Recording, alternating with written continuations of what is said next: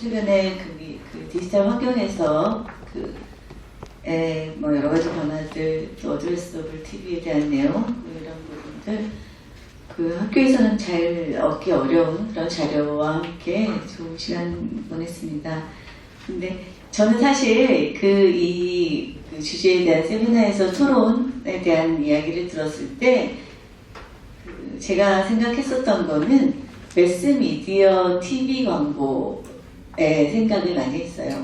저는 사실 지금 SBS 개국 시점에 SBS에 입사해서 회사를 다녔던 그런 사람이기 때문에 상당히 지상파 TV, 매스미디어 TV에 대해서 상당히 안타까운 것도 많이 있고, 또 그거보다 엄청나게 큰 효과를 갖고 있는 그런 영향이 갖고 있는데 디지털에 많이 가려져 있다라고 생각하는 부분이 많이 있어서, 오늘 아마 주제는 오늘 주제는 이 세미나 이제 안내문에 나갔을 때 그 앞부분에 나와 있듯이 강력한 광고 매체로서, 그리고 많은 사람들에게 도달할 수 있는 매체로서의 매스미디어 광고에 대한 내용이 오늘 조금 많이 다뤄질 거라고 생각을 했었는데, 그것보다는 사실 디지털 환경에서 지금 지상파 TV 광고가 어떻게 바뀌어야 되고 이런 내용들을 많이 담겨가 있는 것 같아서, 저라도 오늘 토론에서 우리 매스미디어 광고가 상당히 강력하고 상당히 중요하고 큰 효과를 낼 수 있다는 내용을 조금 그런 쪽에 말씀을 드리면서 토론을 하면 어떨까 그런 생각을 했습니다. 왜냐하면 세 분께서 발제해 주신 내용에 제가 뭐 거기에 토를 달 수 있는 내용이라든지 어떤 부분이 조금 잘못됐다라든지 뭐 지적이라든지 그런 부분이 전혀 없어서, 그냥 첫 번째 발제하신 분이 지적하신 내용들에다 제가 생각하는 것도 조금 더 보태면서 토론을 할까 합니다.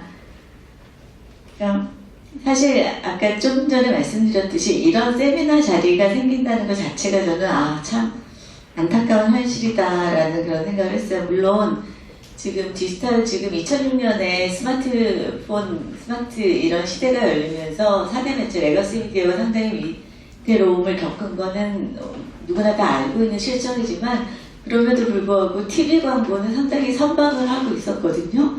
근데 그런 현상에는 소셜 티빙이라는 그런 현상이 있다고 전에 조금 제가 듣고 그런 걸 말씀드리면, 사실 요즘 세대들, 저도 우리 애들이 있는데 TV를 켜놓고 있으면 저만 보고 다 TV 앞에서 있긴 하지만, 뭘 먹으려고 있긴 하지만 다 휴대폰을 보고 있잖아요. 근데 소셜 티빙 현상이라는 것은 그렇게 자기들끼리 그걸로 친구들이랑 뭐 메시지도 주고받고 하다가 지금 TV에 누가 나왔다, TV에서 뭘 하고 있다 라고 하면 다시 그 TV에 모여드는 그런 현상을 이야기한다고 해요. 그래서 특히나 빅 이벤트, 월드컵이라든지 무슨 슈퍼볼이라든지 이런 것들 보면은 TV 시청률이 지속적으로 경신하고 있는 걸, 그런 것들 볼 수가 있거든요. 그래서 여전히 TV는 상당히 강력한 매체 아닌가. 그렇게 되면 TV 광고 역시 강력한 파워를 갖고 있지 않은가, 그런 생각을 해봤어요. 그래서 그런 말씀도 드리고 싶고, 그리고 아까 이제 첫 번째 발표에서 광고 신뢰도 말씀하셨는데 그건 너무도 공감하는 내용이고요. 사실 광고 신뢰도는 사실 방송 관련 세미나에서 많이 다뤄지는 방송의 공익성처럼 광고 신뢰도도 어디 가도 빠지지 않는 그런 상당히 중요한 주제인데, 방송의 신뢰도는 사실 광고의 신뢰도는 매체의 신뢰도에 따라가는 것이고, 그리고 매체의 신뢰도는 특히 지상파 3사를 따라하기 힘들지 않는가. 특히나 중요한 일, 중요한 어떤 사안에 대해서의 이 매스미디어가 갖는 힘은 상당히 크지 않겠는가. 최근에 프로야구가 끝났잖아요. 프로야구가 1년에 144게임을 하는데, 그럴 때는 다 이제 케이블이라든지 이런 채널에서 하지만, 개막전이라든지 포스트 시즌이라든지 이렇게 중요한 게임은 지상파 3사에서 돌아가면서 하고, 그러니까 그만큼의 어떤 강력한 힘은 여전히 매스미디어가 갖고 있다라는 그런 말씀도, 사실 그런 내용이 어떻게 보면 이 매스미디어 광고 오늘 주제와 조금 더 맞지 않는가 해서 그냥 조금 안타까운 마음에 이제 그런 말씀을 조금 드려보고 싶었습니다. 저는 91년도에 그 SBS 개국이 91년 12월 9일이에요. 제가 그 전에 SBS에 입사해서 다니고 있었는데 그때 그 로비에 어떤 그 모토, 그때는 표어라고 그랬어요. 요즘 같은 슬로건이라고 그러겠죠. 근데 그게 뭐였냐면 1991년 12월 9일은 다시 오지 않는다라는 그런 걸 보면서 이제 다녔었고, 그 당시만 해도 그리고 나서 그게 91년이고 94년, 95년에 우리나라에 이제 케이블이 시범으로 시작을 하고, 그렇지만 10여 년간 상당히 그 처음에 선정된 케이블 사업자들이 다 주인이 바뀔 만큼 상당히 어려웠었고요. 그리고 스카이라이프도 초반에 그랬었고, 그런 걸 쭉 봐왔던 세대이기 때문에 아무리 스마트폰 이상 뭐가 생겨도 지상파의 위치는 굳건할 거라고 믿었던 그런 세대인데 그렇진 않죠. 그렇기 때문에 디지털 시대에 지상파도 바뀌어야 되고, 오늘 두 번째, 세 번째 발제에서 말씀해 주신 것처럼 그거 안에서 그런 것들을 우리가 빠르게 받아들여서 어떻게 변화해야 되고 그런 걸 모색해야 되는 걸 전적으로 동의하지만, 그거에 앞서서 먼저 TV는 상당히, 특히 지상파 TV는 상당히 강력한 매체이다라는 말씀을 제가 발제가 아님에도 불구하고 조금 말씀을 드리고 싶었습니다. 그래서 그리고 몇 년 전에도 이것과 유사한 세미나가 있었는데요. 그때만 해도 왜냐하면 TV 광고는 아무나 못하잖아요. 왜냐하면 일단 비싸고, 그래서 어느 정도 예산이 있어야 하는 거기 때문에 텔레비전에서 TV 광고를 만날 수 있다라는 건 그 기업이 든든하다라는 걸 우리들한테, 소비자들한테 보여주는 지표이기도 하고, 그리고 또 직접적으로 구매하기 전에 또는 구매 후에도 TV에서 내가 산 제품에 대한 광고를 보면서 아, 내가 제품을 잘 샀구나 하는 그런 만족도도 또 얻을 수 있고, 이런 부분들이 매스미디어의 어떤 갖고 있는 강력한 힘 때문에 가능한 것이고, 그래서 그런 부분이 상당히 중요하지 않은가 그런 생각을 했습니다. 그리고 아까 제가 빅 이벤트 이런 말씀도 드렸는데, 제가 최근에 저희 집에 그 냉장고가 고장나서 그걸 하나 사려고 가서 했더니 뭐 하나를 더 사면 더 할인을 해주고 이런 것들을 솔깃해서 봤더니, 특히나 지금 월드컵을 앞두고 있어서 큰 프로모션을 한다는 거죠. 그러니까 커다란 화면을 통해서 봤을 때, 아까 감성적인 접근이라든지 그런 말씀 해주셨는데, 그런 것들이 전적으로 동의하는 것이고, 스토리텔링, 몰입감 이런 것들은 큰 화면 이런 것들이 주는 강점을 충분히 이야기할 수 있지 않을까 그런 생각을 했습니다. 그리고 사실 매스미디어 시대에는 여러 가지 또 그 장점이 있었어요. 여러분들도 미디어의 기능 이런 것들 옛날에 공부하셨을 때도 생각을 해보시면 코릴레이션 기능이라고 해서 사회가 지금 사실 너무 보니까, 제가 최근에 읽은 사설에서도 보니까 이제는 일반이란 없다라고 이야기를 해요. 그러니까 양극화, 다극화, 단극화. 그래서 표준이라든지 일반이라든지 이런 것들이랑 거리가 멀다라는 거죠. 그래서 그렇다 보면 어떻게 보면 사회에서 우리가 공감대를 형성하고 같이 고민해야 되는 문제점도 이런 것들에 대해서 펼쳐지는 장에 대한 목마름 이런 것들도 분명히 있을 거라고 생각이 듭니다. 그러니까 제가 아마 너무 올드 세대여서 이런 쪽으로 말씀드리는 거 아닌지. 그래서 이 세미나 공부문에서도 보면은 지금 다시 그 작년이라든지 뭐 올해 이제 몇 가지 이슈가 있어서 매스미디어 광고의 매체 집행의 비율이라든지 금액이라든지 올라가고 있는데, 이런 것들이 일시적인 현상인지 아니면 이런 것들이 중장기적으로 갈 수 있는지에 대한 그런 고민들이 있는데요. 근데 이런 TV, 그러니까 매스미디어 강력한 이런 파워를 갖고 있고, 근데 이런 것들이 중장기적으로 가려면은 아까 이제 두 번째, 세 번째 발제에서 해주신 그런 내용들이 잘 지며든다 그러나요? 요즘의 말로는 뭐 여러 가지 그런 잘 스며들어서 보완이 되어야 될 거라는 그런 말씀도 드리고 싶습니다. 그리고 제가 일단 좀 제가 너무 길게 한 것 같네요. 제가 일단 이 정도 말씀드리고 조금 이따 또 생각이랑 말씀드리도록 하겠습니다. 네, 그러면 이정규 교수님 토론해 주시고, 이어서 이제 발제자 선생님들도 하실 말씀 들어보도록 하겠습니다. 네, 안녕하세요. 예, 토론을 맡은 경희대학교 이정규입니다. 오늘 그 발표 3개 잘 들었고요.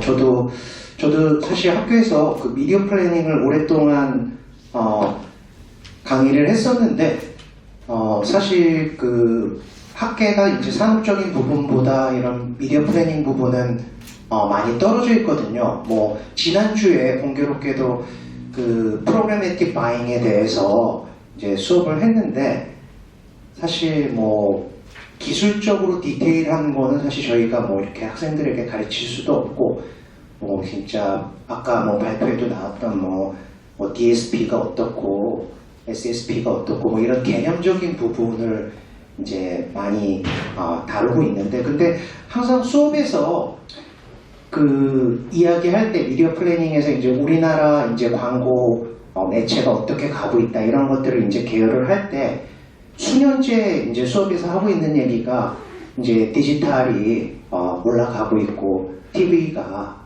많이 떨어지고 있다. 뭐 통계적으로 그런 걸 항상 보여주거든요.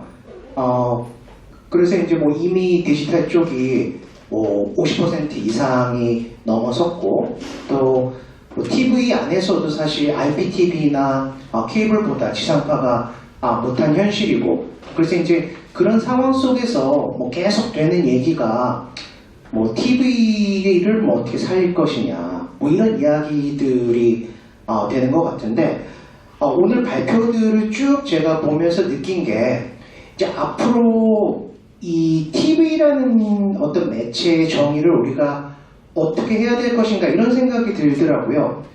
그러니까 수업 시간에 제가 학생들한테 지난주에 토론 주제로 줬던 주제 중에 하나가 이 크로스 미디어 랩에 요새 이슈가 되고 있는 크로스 미디어 랩에 대해서 얘기를 했는데 결국은 이제 전통적인 매체와 디지털 매체 간에 어떻게 보면은 이제 이거를 누가 담당할 것이냐 어떻게 시장 싸움이라고도 볼 수 있는데 근데 재밌는 것이 학생들의 대부분의 대답이 뭐 이거를 뭐 전통적인 미디어 랩에서 해야 된다 아니면 디지털 미디어 랩에서 해야 된다 이런 게 아니라 이제 전부 오픈시켜서 같이 해야 된다는 거예요. 결국은 TV라는 매체의 어떤 개념 자체가 이제 앞으로 달라질 거라는 거죠. 그래서 아까 발제에서도 봤듯이 뭐 저희 집에 있는 애들도 다 뭐 유튜브라든지 이런 것들을 다 TV 대형 화면으로 보고 있거든요. 그리고 뭐 이제 지금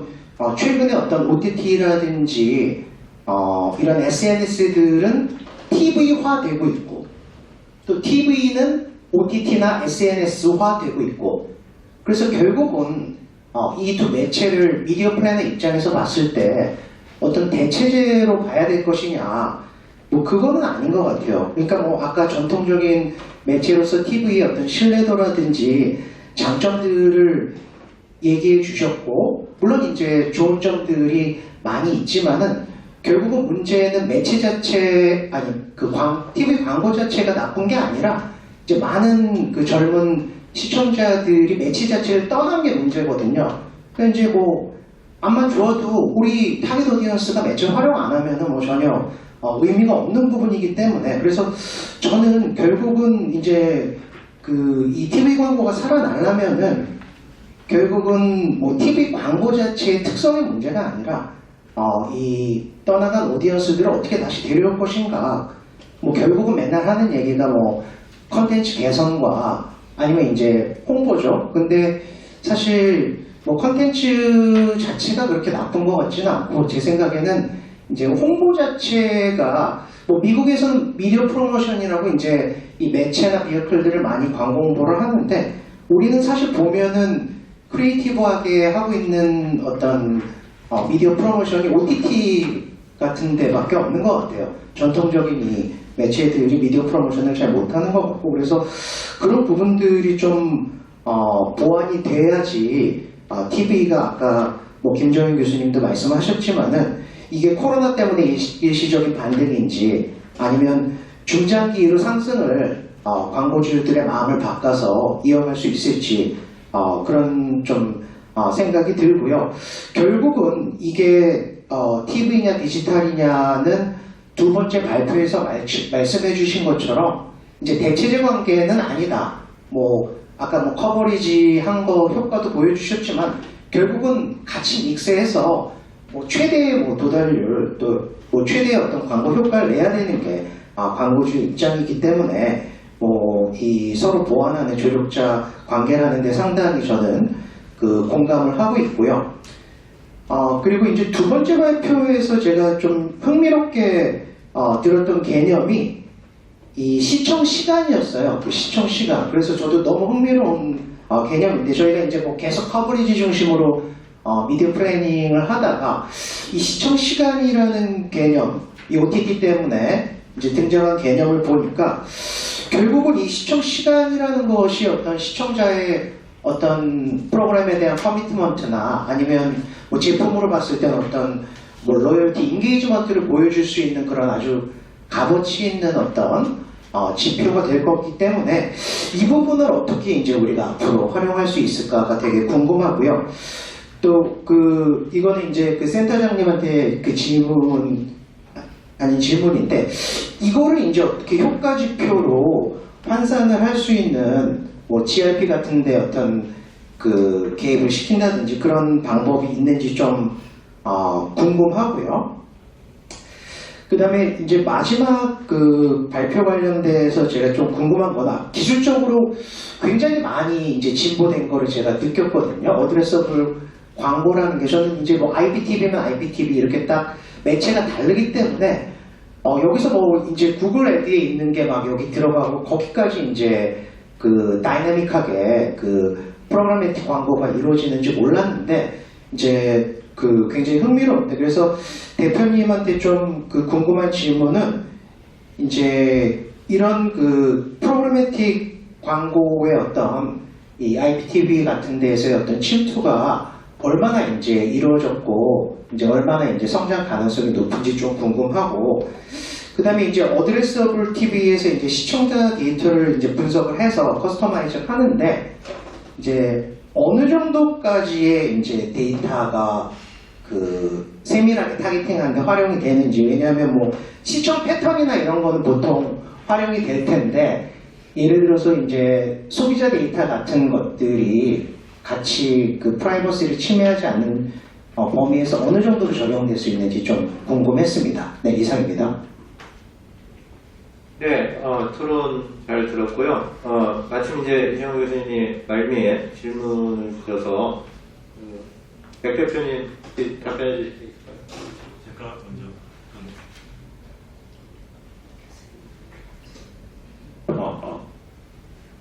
들리나요? 질문을 첫 번째 하신 거라서 제가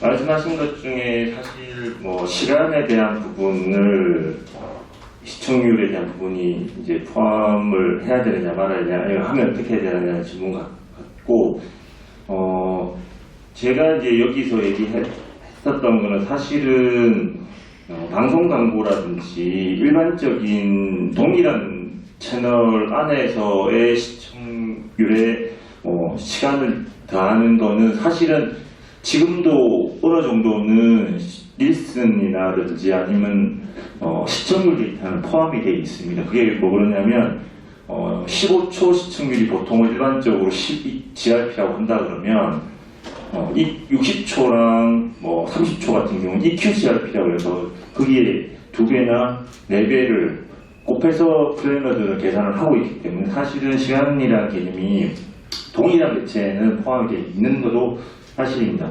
근데 지금 여기서 제가 이제 하고 싶었던 거는 유튜브라든지 넷플릭스라든지 이제 디바이스가 다르고 그리고 채널들이 다르고 그리고 이것들이 이제 동일한 일반적인 15초의 개념들이 아니라 뭐 이제는 어느 정도 시간대가 늘어날 수도 있고 그리고 이제 6초라든지 뭐 굉장히 채널별 광고별로 굉장히 차이가 나는 부분이 있을 때 이 부분들은 초수를 넣어주면서 가중치를 좀 더 줄 수도 있겠다라는 일단 아이디어 차원 정도로만 봐주시면 될 것 같고 초수라는 부분들은 분명히 아까 말씀드린 것처럼 약간은 그 주목도 뭐 그런 매체 이용에 대한 집중도에 대한 개념으로는 쓸 수 있어야 되고 꼭 써야 될 요소라고 생각합니다.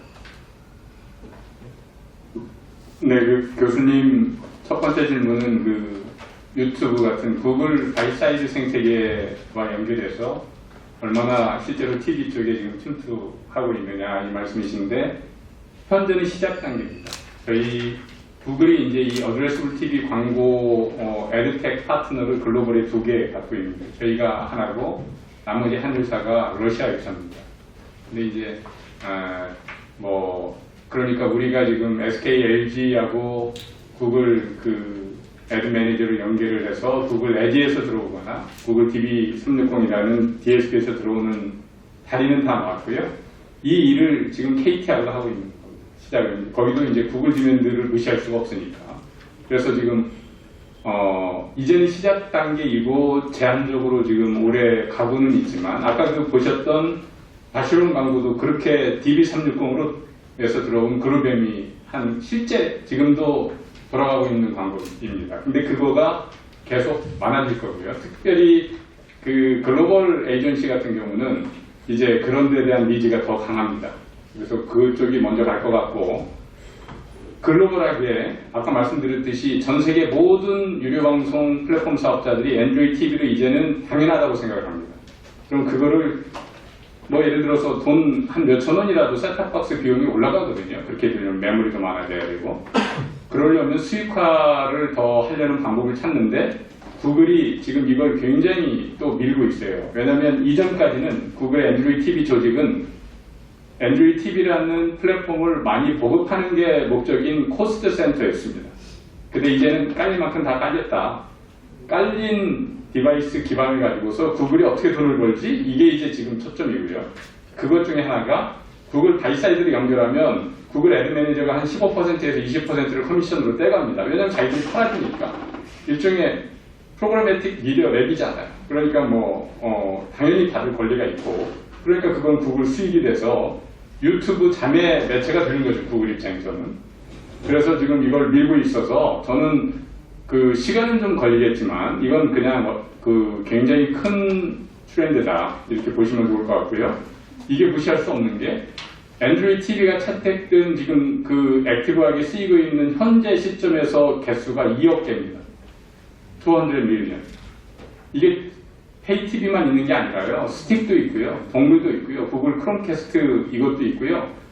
중국의 모든 TV는 그냥 다 옛날에는 예를 들어서 TCL, 스카이워스, 창홍 여러분 숫자로는 거의 엄청 많거든요. 전 메이저 TV 제조사 중에 삼성, LG만 빼고 소니도 구글 TV를 채택을 해버렸습니다. 그러니까 딱 키면 구글 화면이에요. 그러니까 자기들이 그 소프트웨어나 그 어떤 앱 생태계에 신경 쓰기 싫다 이거예요. 엔드로이드에 채택한 것처럼. 그래서 이게 엄청나게 큰 거고 거기서 많은 인벤이 나오기 때문에 이제 실시간 채널에도 이런 형태의 침투하는 것은 너무 당연한 어떻게 보면 거스를 수 없는 트렌드가 아닌가 하는 생각이 듭니다. 그렇게 제가 너무 길게 해서 우선 그 정도로. 네. 그 해외편의 발제를 보시고 플로어에서 또 궁금하신 점들이 계실 것 같아요. 플로어에서 좀 질문 좀 받아보겠습니다. 네, 성영준 교수님.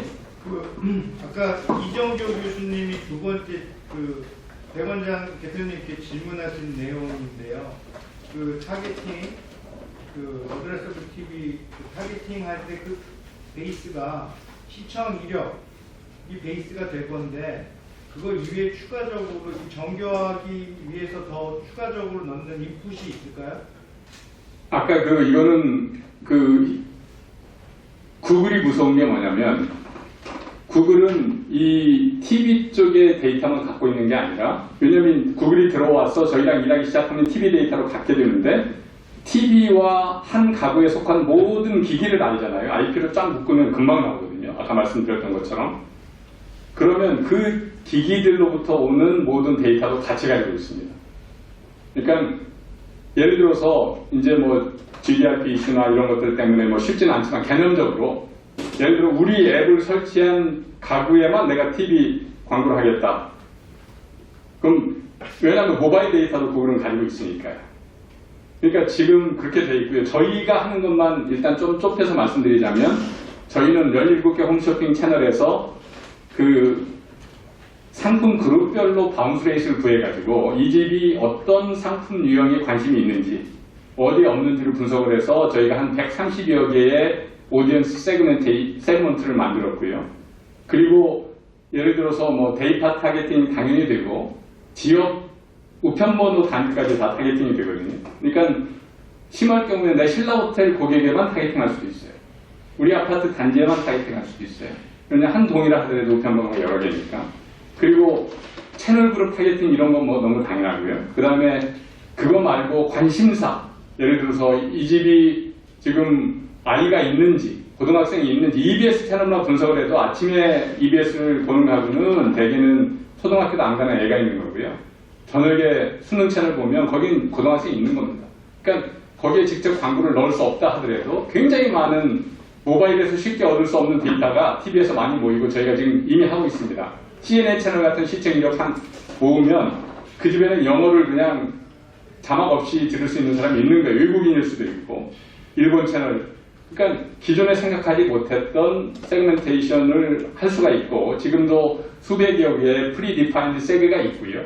그리고 특정 광고주가 오면 그걸 조합해서 지금 그때 커스텀 세그도 지금 만들면서 대응하고 있고 이렇게 계속해서 중복적으로 니즈가 있는 것들은 아예 프리디파인드 세그로 저희가 뽑아내서 다른 광고주들은 또 쉽게 쓸 수 있고 그러니까 이게 이제 어느 한 번에 딱 해서 멈춰 있는 것이 아니라 끊임없이 진화하는 그 부분인데 그러나 구글이나 다른 예를 들어 우리나라 같은 IK웍스가 들어오는 순간 TV 시청 이력만이 아니라 모바일 데이터 분석까지 포함한 이것이 가능하다. 크로스스크린 분석이.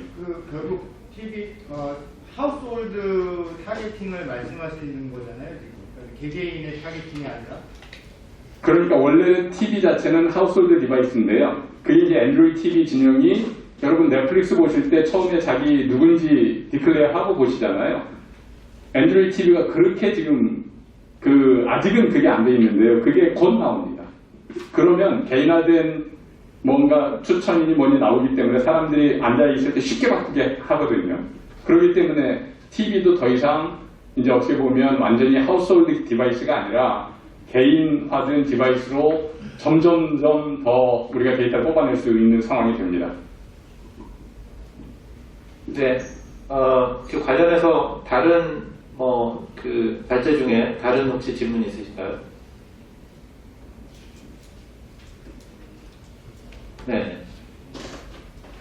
그 첫 번째 발표하신 것 내용 중에서요, 그 미디어 신뢰도 관련해서 제가 이제 통상적으로 보면 미디어 신뢰도와 이제 광고 신뢰도에 대한 부분들을 연결시킬 수 있는 방법에 대해서 좀 저희가 좀 구체적으로 좀 할 수 있는 부분이 있으면 좀 설명해 주시면 좋겠고, 네. 두 번째로는 뭐 신뢰도에 대한 부분들을 어쨌든 간에 저희는 신뢰도가 높다 낮다보다는 좀 데이터화 시켜서 뭔가를 좀 제시를 해야 대강을 시켜서 해야 될 필요가 있는데, 그럼 이제 광고 집행되는 부분에 대한 그 계량화가 필요할 거잖아요. 그러면 이제 보통 사람들한테 의견을 묻거나 하는 상호적인 조사 말고 실질적으로 뭘 연동해서 할 수 있는 방법이 혹시 없을까라는 부분이 또 궁금하고요. 마지막으로 이제 그 발표하신 내용들 대부분 보시면 거기 있는 주제들 내용들이 제가 자주 보는 어떤 브런치에 있는 내용하고 거의 비슷하더라고요. 거기에 들어가 있는 게 뭐 무슨 제이크 공원인가 하는데 보면은 거기 있는 내용들이 있는데 그 부분에 들어가 있는 글들을 쓰신 분하고 어떤 특별한 관계가 있으신 건지 아니면 뭐 이렇게 좀 본인이신 건지 궁금해서. 뭐라고요? 본인이신 건지 궁금해서. 이거는요. 네. 일단은 첫 번째 말씀을 드리면 사실 제가 이제 2015년도에 유럽에 이제 쭉 이렇게 한번 미디어 랩사 이렇게 한번 볼 광고 회사하고 갈 기회가 있어가지고 쭉 이렇게 봤는데 거기도 이제 그 당시에 페이스북이나 구글이나 이런 게 이제 성장은 하고 있는데 우리나라처럼 지상파가 이렇게 통계적으로 완전히 이렇게 무너지지는 않고 완만하게 하강 국면의 통계가 있는데 그 당시만 해도 우리나라 상대적으로 굉장히 급속하게 지상파가 이렇게 매체력이나 광고 비나 굉장히 많이 축소가 됐거든요. 그래서 이제 그 특성은 뭐 한국 사람들이 이제 뭐 테크 세비하는 측면도 있지만, 근데 되게 좀 이례적이었어요. 그때 이제 뭐 유럽이나 이런 프랑스나 뭐 이런 나라에 비해서. 근데 그리고 아까 제가 모두에서 말씀드렸지만 이용률하고 신뢰도하고 괴리가 너무 커요. 그러니까 이용은 예를 들어서 젊은 세대나 어느 정도 사회적으로 활동하는 세대는 디지털 기기에 대한 이용률이 굉장히 높은데, 또 전체적으로 신뢰도 조사를 하면 지상파가 굉장히 높아요. 그래서 괴리를 아까 제 기억나실지 모르겠지만 이거에 대한 연구가 되게 필요하다. 이제 이런 생각이 좀 들었고요. 그래서 저는 개인적으로 이제 뭐 이런 뭐 여러 기관에서 뭐 신뢰도 조사 이렇게 하고 있는데, 뭐 저도 개인적으로 관심이 있지만 과연 매체 신뢰도가 광고 신뢰도에 영향을 미치는가? 그다음에 그러면 광고 신뢰도는 광고 효과에 영향을 미치는가? 뭐 당연한 가설인 것 같지만 이거를 통계적으로 기회가 되면 한번 뭐 증명하는 것도 뭐 예를 들어서 그런 연구가 논문이 나왔는지는 모르겠지만, 그래서 이제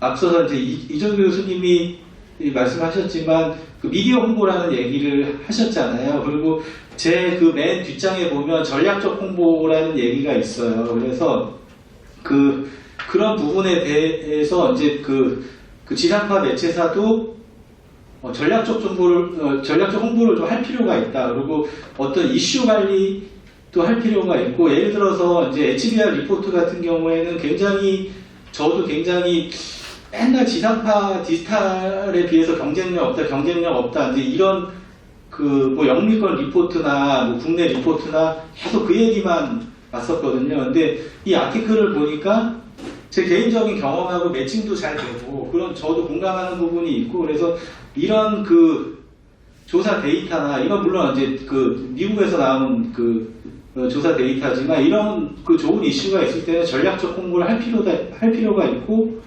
나름대로 이제 그런 변수 간의 관계를 뭐 증명할 수 있는 그런 뭐 연구도 한번 해볼 수 있는 거고, 예를 들어서 이제 개인적으로 연구를 하게 되면 뭐 한계가 있지만 샘플 수가 한계가 있기 때문에 뭐 기관에서 조금 뭐 연구를 한번 해봐가지고 그거를 전략적으로 홍보할 수도 있는 거고, 그럴 필요는 있다고 해요. 그거를 전략적 홍보하고 연계해가지고 그 이슈 관리를 좀 잘하면 좀 기회를 잘 이렇게 활용할 수 있을 것 같고요. 그리고 이 자료는 제가 이제 기본적으로는 HBR 리포트를 참고를 했고, 그리고 여기서 관련 자료를 계속 이렇게 연이어서 찾다 보니까, 꼬리에 꼬리를 물고 이렇게 찾다 보니까 이런 자료들을 찾게 된 거고, 그래서 자료는 그냥 이렇게 뭐 그런 식으로 서치를 해가지고 이제 관련 있는 자료들을 이제 이렇게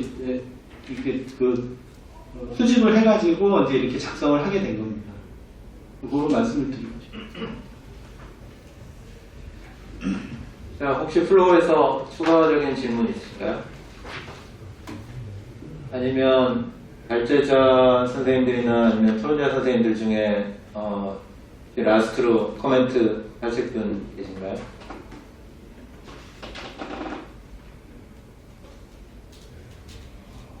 네, 추가적인 의견 없으시면은 이상으로 한국광고학회 특별 세미나를 마치도록 하겠습니다. 참여해주신 발제자 선생님들, 토론자 교수님들, 그리고 끝까지 자리를 지켜주신 여러분들께 감사드립니다. 고맙습니다.